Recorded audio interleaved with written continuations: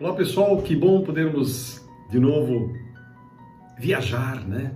No bom sentido, no sentido de meditar, no sentido de orar, no sentido de clamar pelo livro de Êxodo.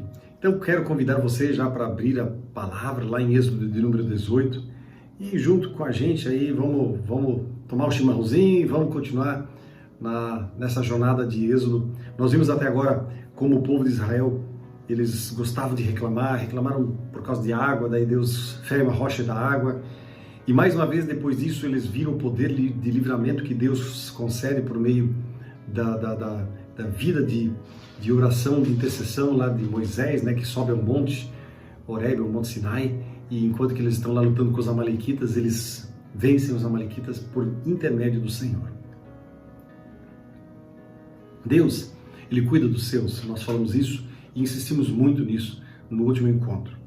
Agora, vamos ver aquilo que acontece quando o sogro de Moisés vai ter um encontro com ele e inclusive dá bons conselhos para ele. Vamos ver que história é essa? Mas antes, vamos ter um pouquinho de tempo para falar com o nosso Deus, ok? Pai querido, eu te louvo e te agradeço, porque Tu és Deus e Tu és maravilhoso. E obrigado porque nada passa oculto, nada passa despercebido da Tua poderosa mão. Na verdade, Tu és Senhor, Tu és soberano. Tu entendes, sabes tudo que acontece, tudo que existe. Colocamos também nesse lugar, nesse momento aqui agora, esse encontro que nós queremos ter aqui nas Tuas poderosas mãos. Abençoa, guarda, proteja-nos, guia-nos, conduza-nos pelos caminhos eternos, caminhos de vida. Assim, entregamos esse momento nas mãos do Senhor e oramos em nome de Jesus Cristo. Amém e amém. Então, amados, quero convidá-los, vamos lá pegar a palavra, capítulo 18 de Êxodo, e vamos ver o que está escrito aqui. Então, aqui nós temos uma história bem interessante. Versículo 1. Ora, Jetro, sacerdote de Midian, sogro de Moisés, ouviu todas as coisas que Deus tinha feito a Moisés e a Israel, seu povo, como o Senhor trouxera a Israel do Egito. Jetro, sogro de Moisés, tomou a Zípora, mulher de Moisés, depois que este lhe a enviara, com os 2 filhos dela, dos quais um se chamava Gerson, pois disse Moisés: fui peregrino em terra estranha. E o outro, Eliezer, pois disse: o Deus de meu pai foi a minha ajuda e me livrou da espada de Faraó. Veio Jetro, sogro de Moisés, com os filhos e a mulher deste, a Moisés no deserto, onde se achava acampado, junto com o monte de Deus. E mandou dizer a Moisés: eu, teu sogro Jetro, venho a ti com a tua mulher e os teus 2 filhos. Então saiu Moisés ao encontro do seu sogro, inclinou-se e o beijou, e indagando pelo bem-estar um do outro, entraram na tenda. Contou Moisés a seu sogro tudo o que o Senhor havia feito a Faraó e aos egípcios por amor de Israel, e todo o trabalho que passaram no Egito, e como o Senhor os livrara. Pois bem, ora Jetro ouviu. Após o incidente que foi registrado em Êxodo capítulo 4, versos 24 a 26, a gente pode supor que Moisés manda buscar sua esposa e seus 2 filhos na companhia de seu sogro Jetro. E eles lá, o Jetro, toda a turma lá, impressionados pelo grande livramento que Deus tinha operado por meio de Moisés, Jetro agora vai ao seu encontro lá no deserto e traz junto com ele a esposa de Moisés, Zípora, e os 2 filhos, Gerson e Eliezer. Eliezer provavelmente era um menino a quem Zípora teve que circuncidar com uma pedra aguda e afiada, lá em Êxodo capítulo 4, verso 25. E se isso foi assim, esse livramento referido lá no versículo 4, provavelmente foi referente a Êxodo 2, verso número 15, que diz o seguinte: informado desse caso, procurou o Faraó matar a Moisés, porém Moisés fugiu da presença do Faraó e se manteve na terra de Midian e assentou-se junto do poço. Quem sabe tenha sido então essa a origem do nome de um dos filhos de Moisés. E aí no versículo 2 fala, depois que Moisés teria enviado para Jetro os seus filhos e a sua esposa, agora é a hora deles voltarem, tá certo? E isso aconteceu naquela ocasião lá da circuncisão dos seus filhos. Moisés então deixou seus filhos, sua esposa, toda a sua família com o seu sogro. E lá no verso 3 fala de Gerson, né? Fui peregrino em terra estranha. Pois bem, lá no versículo 5 fala do monte de Deus, que ali provavelmente deve ser ou Horebe ou Sinai, que seria a mesma coisa. E isso ficava bem próximo de Refidim, onde Moisés tinha feito sair a água da rocha. Melhor, Moisés não, Deus, né? Moisés foi um instrumento que Deus usou nesse processo. E a sequência dessa passagem tem sido colocado em dúvida por teólogos, até lá no capítulo 19, porque lá não menciona que Israel teria chegado ao Sinai. Mas, contudo, uma vez que Refidim poderia dizer que fosse o monte de Deus, Horebe, não teria problema nenhum quanto a essa interpretação. Não há dificuldade nenhuma na sequência dessa narrativa aqui. Ou seja, não se justifica essa celeuma dos, entre aspas, teólogos. Lá no versículo 7 fala que ele se inclinou, Moisés se inclina perante o seu sogro. Essa era a etiqueta oriental. A etiqueta usual era o fato de que Moisés, sendo o soberano de uma nação, o outro deveria se inclinar perante ele. Mas aqui mostra um sinal de humildade por parte do nosso líder desse povo, Moisés. E aí, vamos seguir adiante. Lá no versículo 9, então, diz o seguinte: alegrou-se Jetro, tá? de todo o bem que o Senhor fizera a Israel, livrando-o da mão dos egípcios, e disse: bendito seja o Senhor que vos livrou da mão dos egípcios e da mão do faraó. Agora sei que o Senhor é maior que todos os deuses, porque livrou este povo de debaixo da mão dos egípcios, quando agiram arrogantemente contra o povo. E no versículo 12, então, Jetro, sogro de Moisés, tomou o holocausto e sacrifícios para Deus, e veio a Arão e todos os anciãos de Israel para comerem pão com o sogro de Moisés diante de Deus. Então, lá no versículo 11, nós falamos, né, que Jetro, ele, numa das versões chamada KD, ele é chamado de as primícias entre os pagãos, porque dali em diante eles buscariam o Senhor Deus Todo-Poderoso. Jetro era um midianita, e ele era descendente de Abraão, sim, mas não era monoteísta, ou seja, ele adorava diversos deuses. Então, esse testemunho de Jetro aqui, que nós acabamos de ler, né, e a subsequente adoração que Jetro presta ao Senhor dos Senhores, né, parece que indicar que houve assim, uma conversão do Jetro. Ou, no mínimo, pelo menos, ele agora via, quem sabe, o Senhor Jeová como o maioral de todos os deuses, né? A gente não pode afirmar com toda certeza que ele se converteu ali naquele momento, mas enfim, isso aqui de uma certa maneira invalida a teoria de que foi de Jetro e dos midianitas que Moisés recebeu o conhecimento de Jeová, ou seja, não tem nada a ver. Tomou Jetro, então, o holocausto, versículo 12, ou seja, era o ofício pastoral dele, e quem sabe ele tinha essa posição dentro da sua dentro do seu povo, e como chefe de uma tribo. Moisés e Arão, então, se juntam a Jetro e na refeição desse sacrifício, que agora eles estão prestando ao Senhor, Deus Todo-Poderoso Jeová. Pois bem, vamos adiante lá no versículo 13, vamos ver mais uma coisa que Deus faz para ajudar os seus filhos. Lá no versículo 13 diz assim: no dia seguinte, assentou-se Moisés para julgar o povo, e o povo estava em pé diante de Moisés, desde a manhã até ao pôr do sol. Vendo, pois, o sogro de Moisés tudo o que ele fazia ao povo, disse: que é isso que fazes ao povo?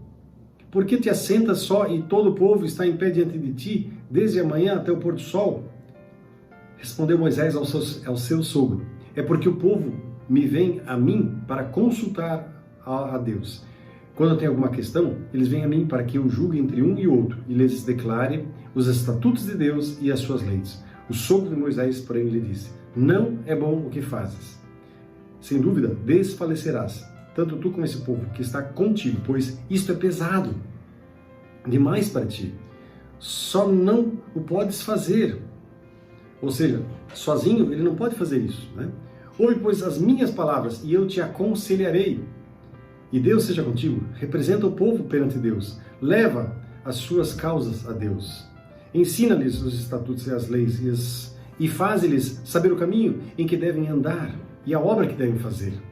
Procure dentre o povo homens capazes, tementes a Deus, homens de verdade, que aborrecem a avareza. Põe-nos sobre eles por chefes de 1000, chefes de 100, chefes de 50 e chefes de 10, para que julguem esse povo em todo o tempo. Toda causa grave trarão a ti, mas toda causa pequena eles mesmos julgarão. Assim será mais fácil para ti, e eles levarão a carga contigo. Se isto fizeres, e assim Deus te mandar, poderás então suportar, e assim também todo esse povo tornará em paz ao seu lugar. Moisés, versículo 24, atendeu às palavras de seu sogro e fez tudo o que este lhe dissera. Moisés escolheu homens capazes de todo Israel e os constituiu por cabeças sobre o povo, chefes de 1000, chefes de 100, chefes de 50 e chefes de 10. Estes julgaram o povo em todo o tempo. A causa grave trouxeram a Moisés, e toda a causa simples julgaram eles mesmos. Então se despediu Moisés do seu sogro, e este se foi para a sua terra. Pois bem, aqui nós temos uma passagem bem interessante, né? Porque Moisés aqui, ele se senta para julgar o povo. Entre as tribos semitas, nômades, isso era muito comum. O líder, ele também era um legislador, ele era um árbitro entre as disputas. Mas o Jetro ali olha assim e diz, mas que negócio é esse? Tu tá sozinho aqui, que tu não vai aguentar?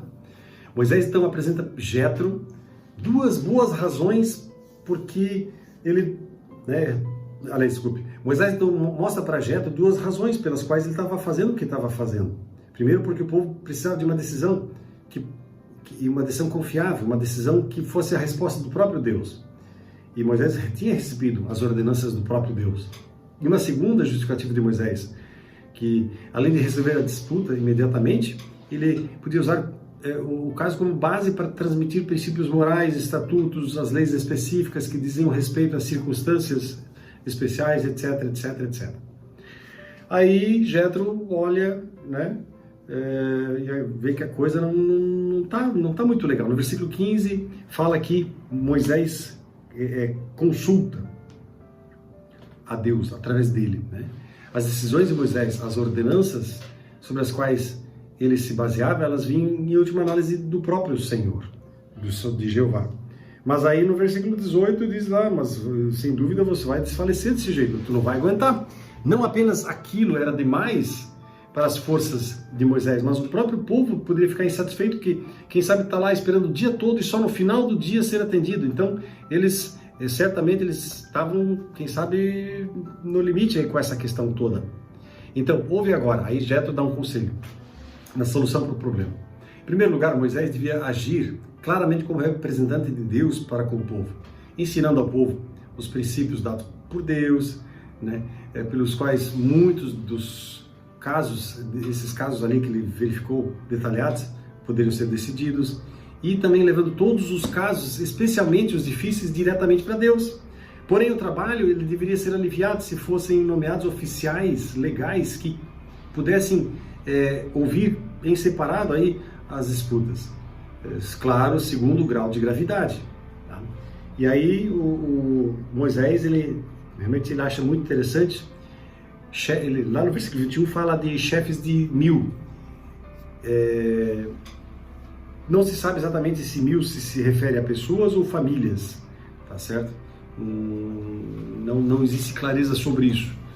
Alguns acham que isso tornaria um número muito restrito de pessoas líderes de 1000, Mas enfim, presume-se que todas essas categorias que Jetro recomenda para Moisés iriam funcionar em disputas dos níveis cada vez menores, vamos dizer assim, dos menores até os maiores, intermediários e subindo, e só aquelas muito complicadas iriam para Moisés.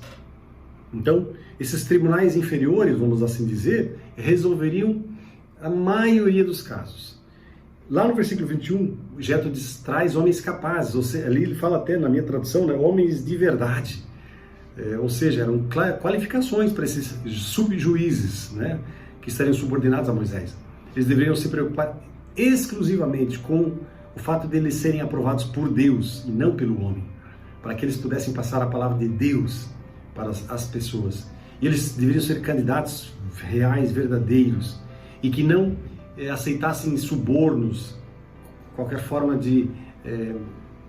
pagamento, propina, né? E aí no versículo 23, Jetro ainda coloca assim para Moisés: se Deus confirmar isso no teu coração, tá certo? Ou seja, Jetro, ele compreende muito bem que o próprio conselho dele deveria ser aprovado pelo Senhor Deus Todo-Poderoso. Ou seja, ele não está aqui ordenando a Moisés, tá? Deus, ele iria confirmar no coração de Moisés. E não somente aquele plano iria aliviar Moisés, mas o próprio povo iria ficar mais satisfeito. Iria voltar mais precocemente para suas tendas, tá certo? Sempre que eles tivessem um caso para ser trazido perante os oficiais. E aí, lá no versículo 24, diz que Moisés atendeu. Ou seja, ele acolheu essa palavra.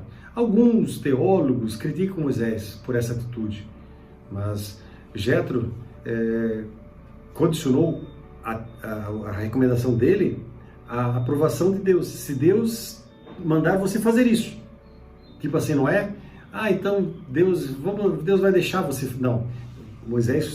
Jetro foi claro quando quis que Deus, na verdade, confirmasse no coração de Moisés, que dissesse, vai lá e faça isso, né?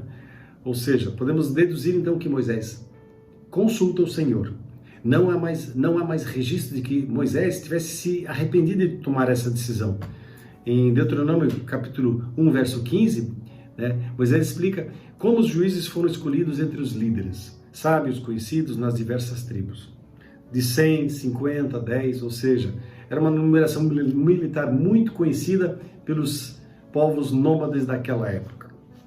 Então aqui nós temos aí a provisão e o cuidado de Deus para com os seus filhos. Aqui um lembrete muito importante. Me conta uma coisa. Você se percebe sendo cuidado por Deus? Você percebe a mão de Deus sobre você, sobre a tua vida, sobre tudo que você tem? Porque Deus, ele estende a sua mão. O problema é que muitas vezes nós fugimos da sua mão. E nós muitas vezes nem percebemos a mão dele. Mas Deus, na sua infinita misericórdia, ele está aqui agora, nesse lugar e nesse momento, dizendo para você: eu quero cuidar de ti, de tudo que você faz. Eu quero ser a tua alegria, a tua paz. Então, quando vierem dificuldades, problemas, saiba que Deus, ele estará contigo. Deus caminhará contigo. Ele vai dar água para você quando faltar água, né? Ele vai livrar você, né, da carga pesada, quem sabe que você está carregando. Porque Deus, ele se compadece de seus filhos. Ele não deseja que a gente patine. Vamos orar. Pai querido, obrigado. Obrigado pela tua palavra. Obrigado pelo teu cuidado, teu carinho. Obrigado porque tu és Deus e tu cuidas da gente. Abençoa, Senhor, a vida de cada um que está junto comigo, falando contigo, buscando a tua presença, buscando a tua força e a tua alegria. Derrama teu Santo Espírito, que o nome de Jesus seja exaltado e glorificado nas nossas vidas.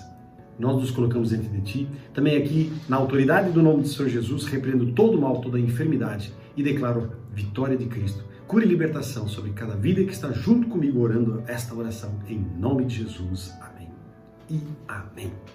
Fiquem na maravilhosa paz de Jesus. Amém?